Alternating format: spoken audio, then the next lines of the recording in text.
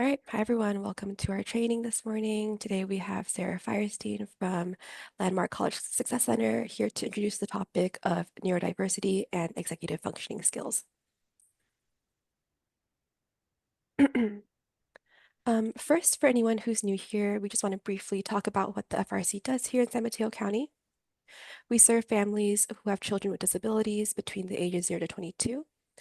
We are staffed by parents and caregivers of children and young adults with disabilities, and we provide support, information, resources, and referrals to navigate the systems that are out there. We offer trainings, support groups, a resource binder, and a monthly e-newsletter.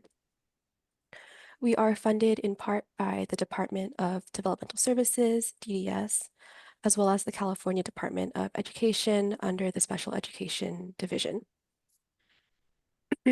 I want to give a disclaimer that the FRC is not a legal firm or legal services agency, and we cannot provide any legal advice. Any information provided by us should not be considered a means of taking the place of legal advice that must be obtained through an attorney. With that, we invite you all to connect with us, and we'll put our contact information in the chat. Next, we just want to go over some general housekeeping items to make sure our training runs smoothly. As mentioned, we will be recording this training to make available on our FRC video library. So we ask that you please mute yourself when not speaking to avoid any background noise, and please be respectful throughout this training. We are offering simultaneous interpretation today. So if you haven't already, please select the language that you would like to listen to this presentation in. You can do this in the settings bar under the globe icon that says interpretation and select either English or Spanish. We ask that if you're listening in English, please still select English in the settings, and this will allow you to hear our interpreters translate from Spanish to English. We are also offering live automated captions today, so if you'd like to view them, you can go to your Zoom settings bar, find the CC icon, and then click to show captions. We will do Q&A at the end of the presentation. We ask that you please save your questions for the end. We encourage you to take notes and write them down as they come up so you don't forget them. And you can use the chat box or the raise hand feature for any questions and comments. During Q&A, we encourage you to refrain from sharing names or detailed information to protect your privacy. And after you ask a question, please be mindful of making some pauses to allow our interpreters enough time to translate both the question and the answer. At the end of the training, we will distribute a survey both in English and Spanish to collect your feedback on how this training went. It's anonymous and just helps us to understand how to improve our trainings for you all. And last, we will send a follow-up email tomorrow with the materials from this training. And now I'll turn it over to Sarah. Thanks so much, everyone. Thanks, Iris. Good morning, everyone. I'm going to bring up my slides that we'll be using today during the presentation. I am your presenter. I'm Sarah Firestein. I'm the Senior Learning Specialist at the Bay Area, Landmark's Bay Area Success Center. Sorry, I'm just going to kind of get my, get everything situated so I can see everything. So folks that aren't familiar with Landmark College, our home campus is in southern Vermont, but for the last few years, we've had a West Coast outpost, and that's the Success Center. So this presentation is not on that. This presentation is a chance for me to do an overview on neurodiversity and executive function skills. But at the Q&A, if you have any questions on that, you're welcome to let me know. And then also I'll leave some contact information if you want to reach out about any of our services. I want to thank the Family Resource Center for inviting me to present today. And I also want to just thank all the interpreters that are on the meeting today. I think that we may not have mentioned this. The slides are going to be provided, as Iris said, but they're not going to initially be shared with Spanish translation. So I will just encourage you to, I think they're going to try to get them to you as soon as possible. But in one of the resources I shared on the last slide, one of the articles also is offered in Spanish. So as you're waiting for the slides to get to you translated, just know that there's at least one resource that you can access after here if you want to do some further exploration and reading. So we're going to start today just with these three things in mind. I'm going to do a quick definition or sort of an overview of neurodiversity. We're going to spend a little more time really kind of digging into executive function and the skills associated. And then I'm going to also go over some recommendations or some skills to keep in mind for the classroom, but some of this can also be things that can be done at home as well, or might be needed to support your individual at home as well. So the origins of the term neurodiversity, this actually is a term that came from an Australian sociologist by the name of Judy Singer. I really like this quote from Carolyn Miller and her colleagues, because it really just gets to the essence of neurodiversity. Was really initially about trying to encourage more acceptance, understanding, and awareness of people with autism. However, the term encompasses far more than that in terms of how it's used and referred to today. And we'll talk a little bit more about that in a moment. So, just big picture, neurodiversity refers to all different brain types. And that goes into, as we have different brain types, we're going to process information differently, and we're going to experience the world differently. We might have different experiences just also in terms of our senses. So it's both information, and there's some behavioral and social emotional pieces that go into this. The word neurodivergent is really describing an individual with a brain that has a different structure or is developed a bit differently and has different strengths and different challenges. And then again, in terms of a bigger kind of idea, neurodivergence really is inclusive of people on the autism spectrum, as well as people with other types of diagnoses, learning disabilities. At Landmark College, we often refer to as learning differences. So things like dyslexia, dyscalculia, dysgraphia, as I've mentioned here, the list is quite large. So I want to just present an image that, there's many kinds of images like this, but this also just kind of encapsulates that. Again, neurodiversity is really an umbrella term in terms of how it's more commonly used today. And these are some of the things that would be considered, if someone was a neurodivergent individual, this might be something, or there might be several things here under this umbrella that this person is a part of their identity and a part of their experience. And the list changes, so this is not necessarily static. I want to transition and use kind of the bulk of our time today to talk more about executive function. Because whether or not folks have one of those listed diagnoses or one of those labels that they've gotten through an evaluation, or they have identified through kind of noticing different lists of attributes, I want us to put a little bit more thought into executive function today. And at Q&A, we can also go back to neurodiversity if there's more questions about that. So I'm going to invite you guys to in the chat if you'd like. And Iris, if you don't mind, maybe you could, if anyone has some things that they share in the chat to this question, maybe in a moment you could read some of those out. I'll try to monitor that as well.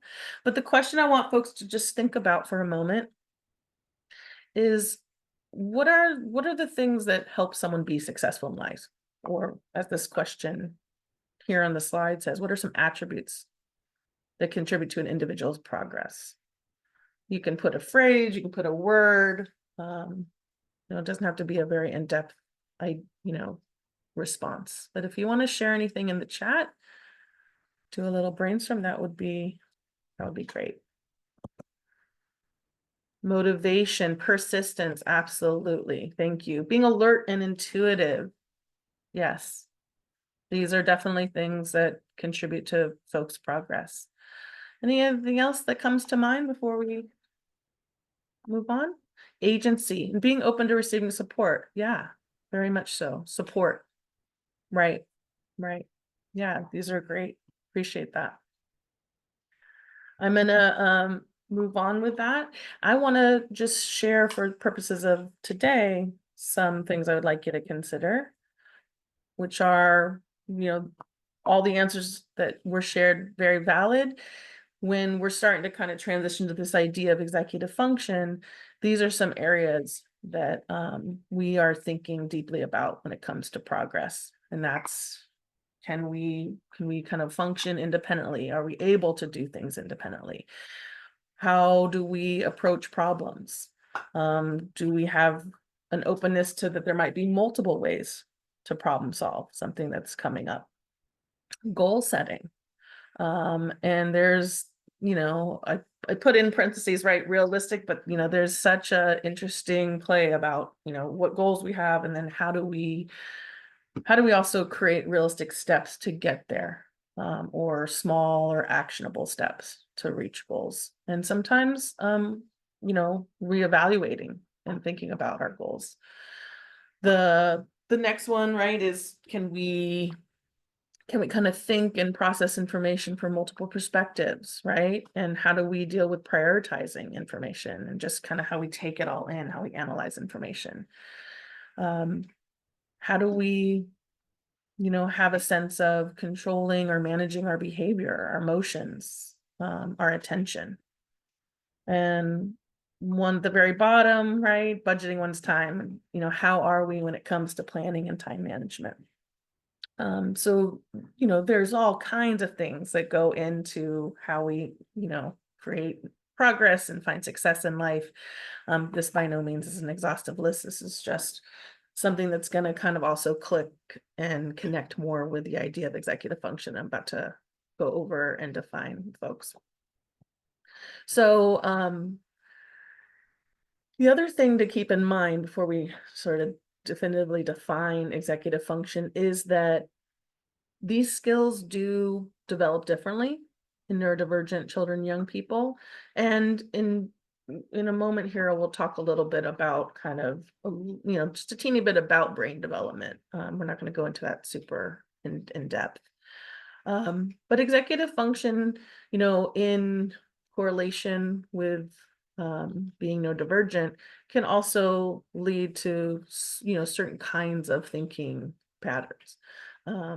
Rule-based is one thing I've listed here. There's also folks that can be very creative and also, have all kinds of different ways of thinking and conceiving of concepts, problems, questions, all sorts of things. So, just quickly, if we're not, thinking a lot about brain development, I'll just kind of remind us that the brain does develop from the back and sides first into the last part of the brain to fully form and develop is the front part, the frontal lobe here on this diagram, but sometimes you'll also hear the word the prefrontal cortex. And I'm going to just focus on that front part for a moment, because in the front part of the prefrontal cortex, that is where our executive function lives. So our thinking, our reasoning, our problem solving. And so we got to keep that in mind as parents on the call, caregivers, as providers, right? We've had, different information in terms of as we continue to learn more and study the brain that some people's brains are developing well into their late 20s. So if some of our reasoning, some of our problem solving, some of our ability to kind of access and put into play skills that are going to help us progress haven't fully developed or aren't fully in place until our, mid to late 20s, then going back to some of the comments in the chat, how we access support, how we know when we need to ask for some help, what are supports that might be most helpful as those part of the brain is still formalizing is really going to be important to consider, both for the individual, but also for the, the stakeholders in their life. So, Carrie and Reed have a book out with CAST, and I really liked this definition of executive function. There's so many out there. There are quite a different many takes on executive function along with different names. Sometimes you'll hear executive function referred to as executive control or effortful control. But I like this one because it's kind of really straightforward. Right, so executive function here, as I've shared with you, are the thinking skills we use with effort and on purpose to control our behaviors and emotions and to get stuff done. So, folks that maybe their executive function skills, that part of the brain is slower in developing different, more in a different manner. This again, just like with a lot of our young folks that have learning differences, it's not necessarily anything to do with intelligence. They're, an individual can be quite intelligent, and be a neurodivergent individual, and they can also have, extreme executive function challenges, which makes, follow through and executing what they want to do really hard.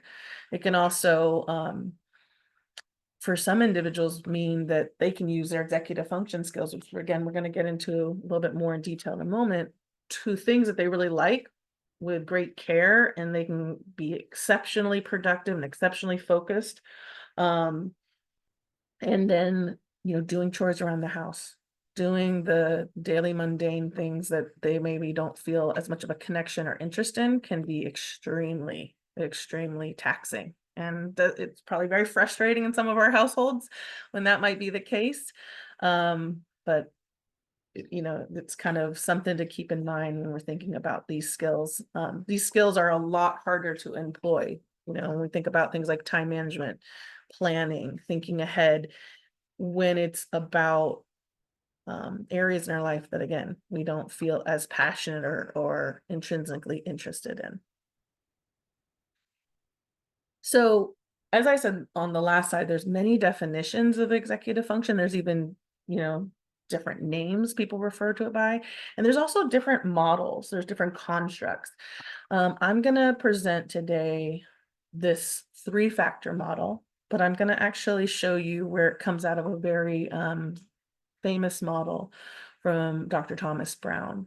But there are kind of, depending on kind of how you look at it and what's going to be most useful to you, I wanted folks to have the 3-factor model, and I also wanted folks to have a little bit more of a complex model so they can think about what would be most helpful.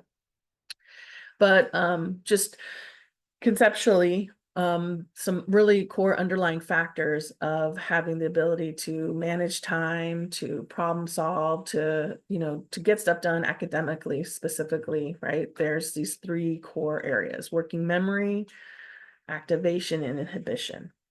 And we'll talk a little bit more about them and kind of what they look like in the classroom. But again, I wanted to sort of explain where that 3-factor model comes from. So Brown's model, this is again Dr. Thomas Brown, very famous individual within the ADHD research and practitioner. Originally did a lot of work with Yale for most of his career, and he's since 2017 has a clinic out here in California, in Southern California. So this is his model, and this is also a very common place that people start with when they're starting to kind of get an idea of executive function.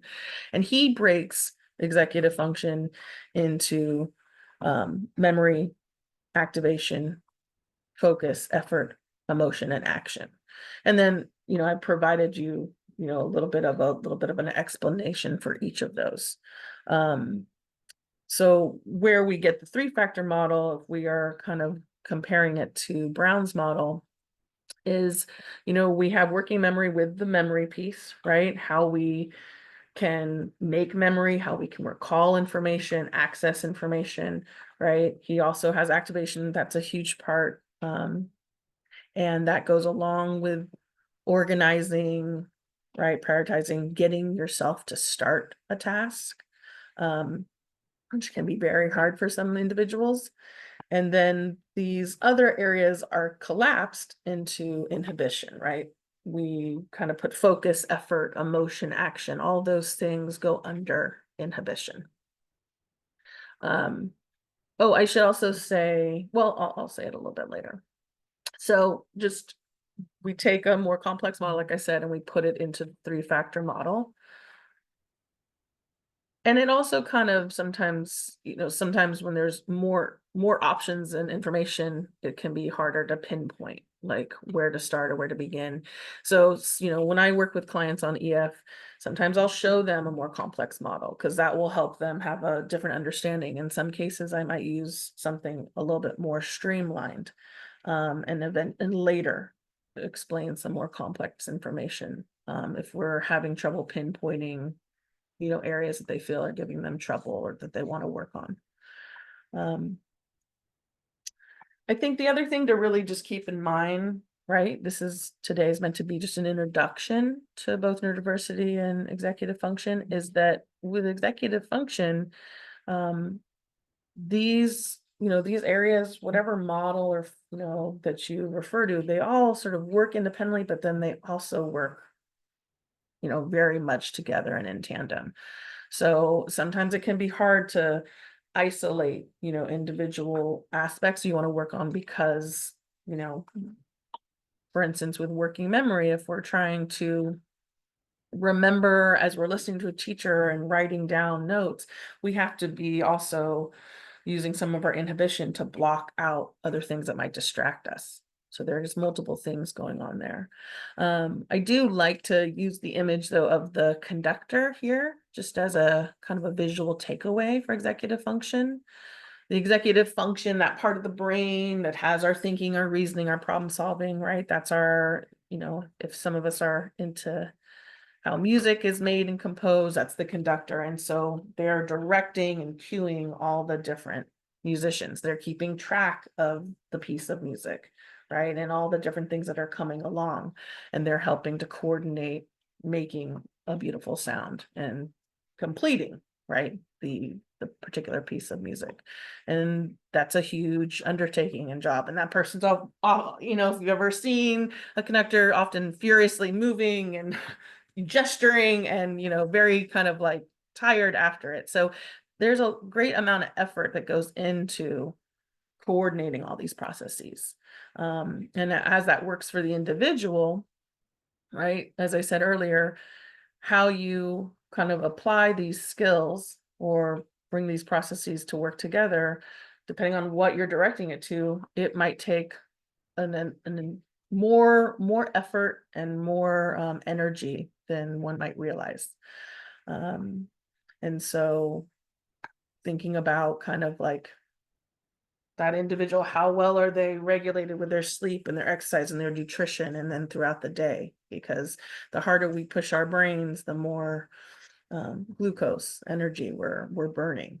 And if we're using some of these processes, these thinking processes towards things that we really don't like or are less preferred for us, we're burning way more energy. It's way more taxing, like I said. And so if some of your kids are coming home from school, or if you have older individuals that you're thinking of today and you're thinking about how they were as students and they would come home just absolutely exhausted, they were probably just burning through so much energy just to try to attend to all the various tasks that it takes to get through a day of school.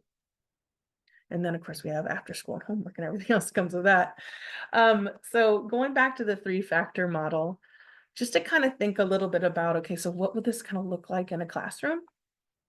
Um, working memory, again, right, could be from lesson to lesson. Do we recall stopping points? Are we tracking and keeping, kind of able to keep the learning thread in our mind?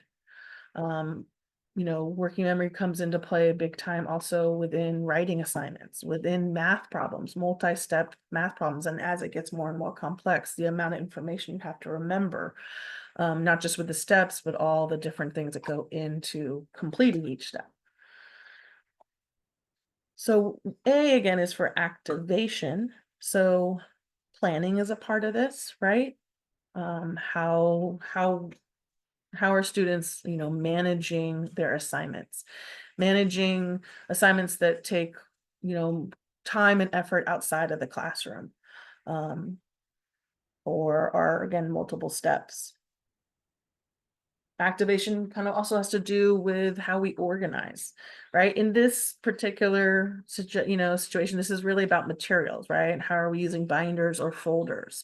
Do we have a sense of how we are organizing our digital space if we're in a school that uses the Google Suite? So we might have a lot of Google Documents or Google Slides. Are we setting up folders? Do we even have a sense of a naming convention? Um, this also has to do with organization of thought, but I just wanted to give the material suggestion today, just for something specific. Activation also can sometimes be substituted with this idea of flexibility, or sometimes you'll hear it mentioned as cognitive flexibility. And this is just, you know, when things are happening and a plan has been made and something happens that derails the plan, how responsive, how adaptive is the person able in that moment to think through how they're going to and problem solve and think through how they're going to, in this situation, you know, get the book that they need for the day so that they're not showing up to class unprepared. And that flexibility part can be really hard, and thinking through and knowing how to problem solve. Some of our young folks, right? If they're gamers, they're doing that all the time, constantly in a certain context. But when it comes to school, sometimes that's harder. It's less clear to them, and that's something they need to, be supported to think through, to kind of have an idea of how we think through and solve a problem such as this, for instance. Last one was inhibition. And we're thinking around things like about how much self-control do we have.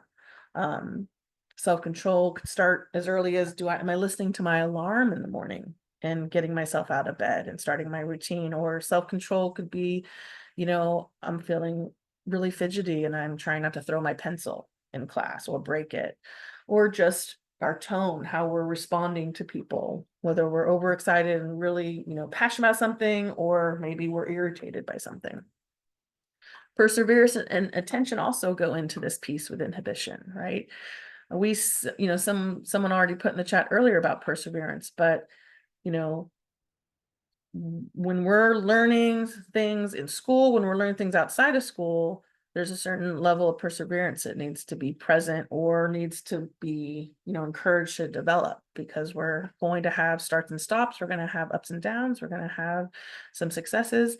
There are going to be mistakes. I often have to kind of go over this with my own clients and students, that that ability to not give up and to also expect that, mistakes and even in some cases failures are going to be a part of life and learning, and there can be a lot to gain from that.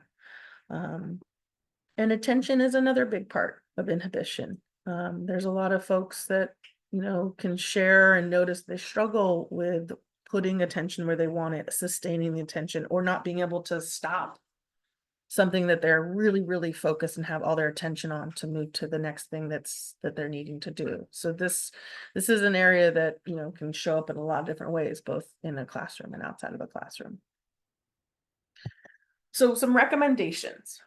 And like I said at the top of the presentation, some of these recommendations, they're for school, but they can also work really nicely in the home setting as well, or even with an outside of school provider, for instance.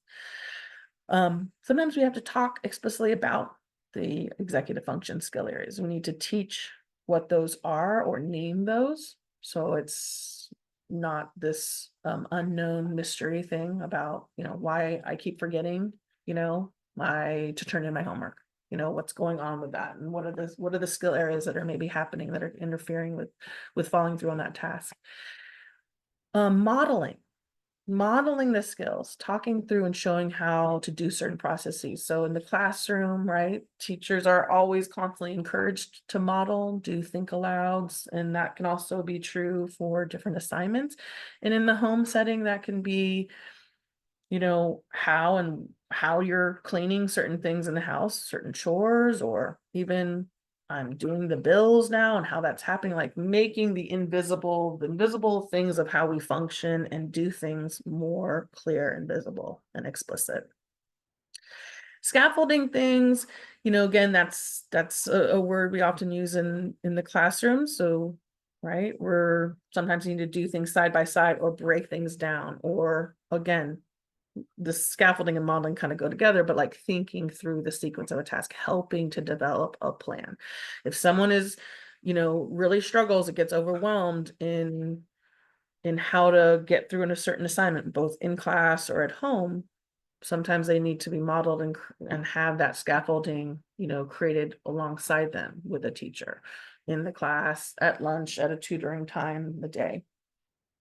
Creating visual reminders can be really key for certain individuals, right?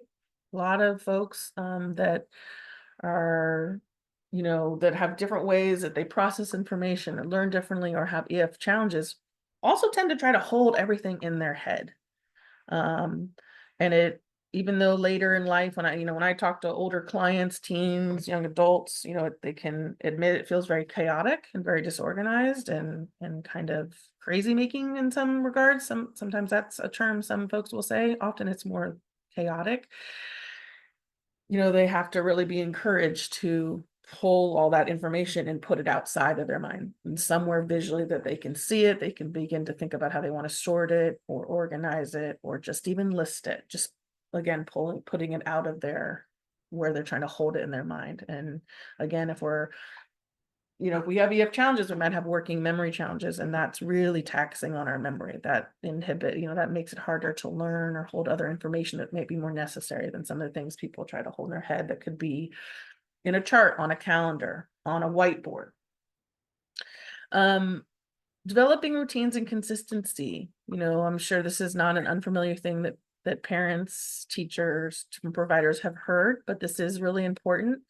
Um, if you're processing information differently, if you have a different idea of how you like to think through things, if you're struggling with a certain amount of planning or prioritization, having very sort of like um, predictable routines, both in a class setting, at home, when you start homework time, that kind of thing, can be just very comforting. It also just it creates its own momentum. It kind of takes out the thought process of how am I going to start this thing, or how's this teacher gonna, what to expect. That can cause again more effort and more energy into just trying to anticipate if things are really unknown or unclear or different from day to day, class to class.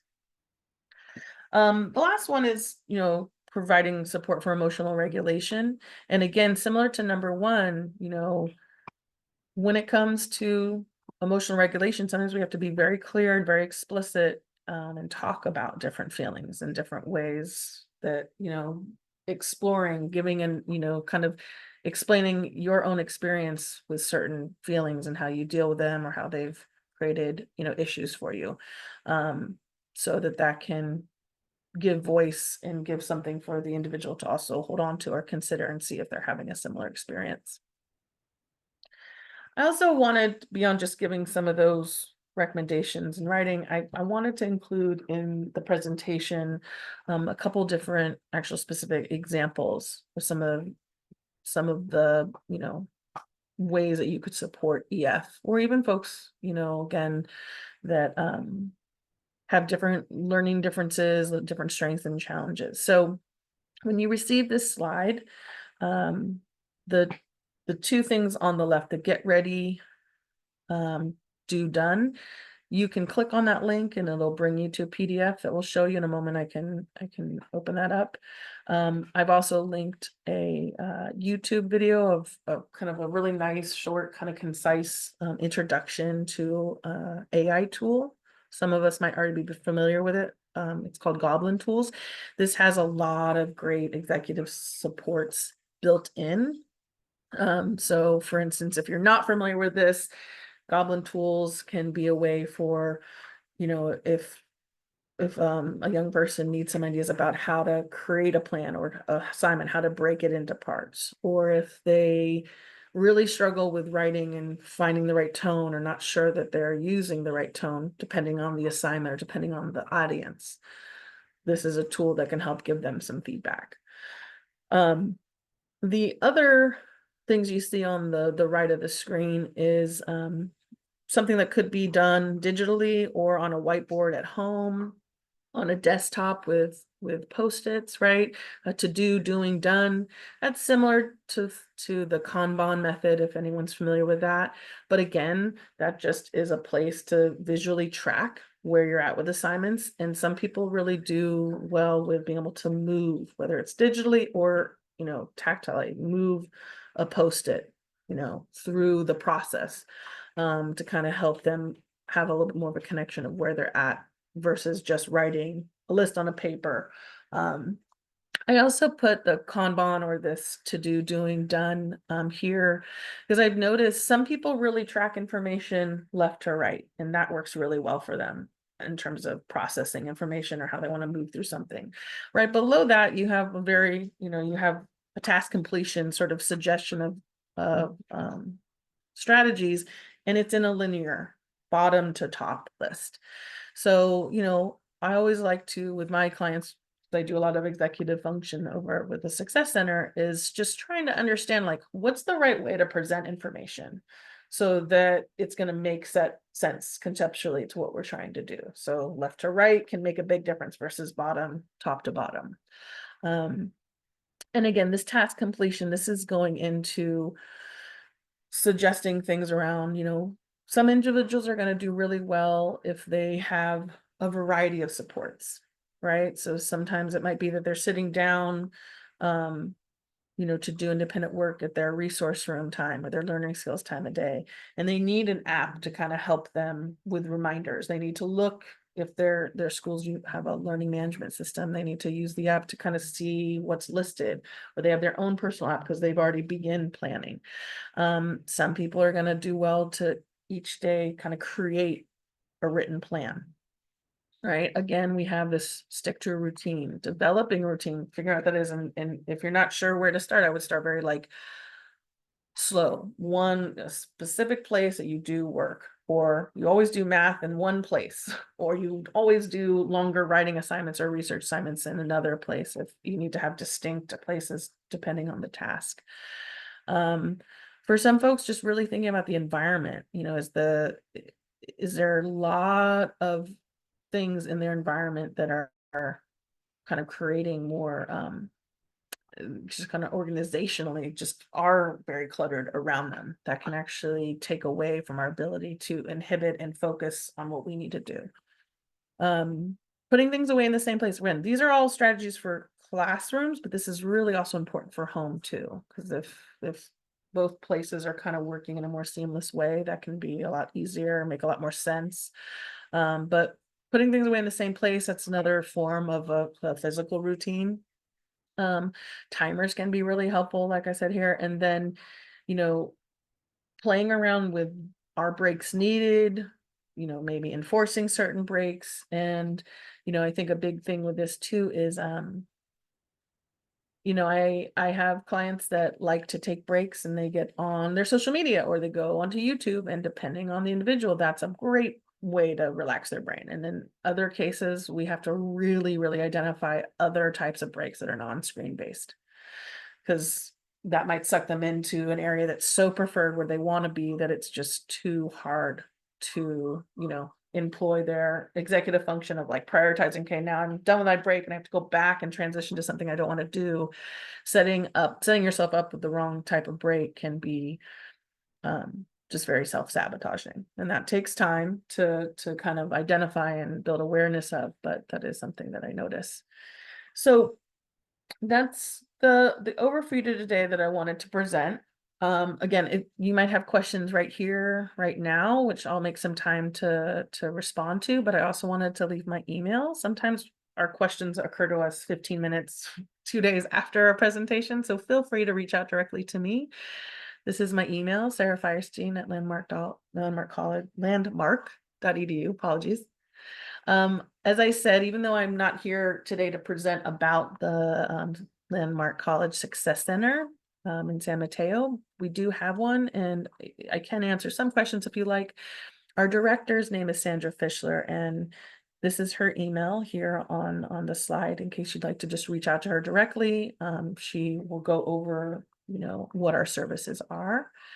Sandra Fischler at landmark.edu. And the last thing that I wanted to offer is a link to our family hub. One of my colleagues developed and built this beautiful family hub, and there's a lot of mini modules in there on different topics for families.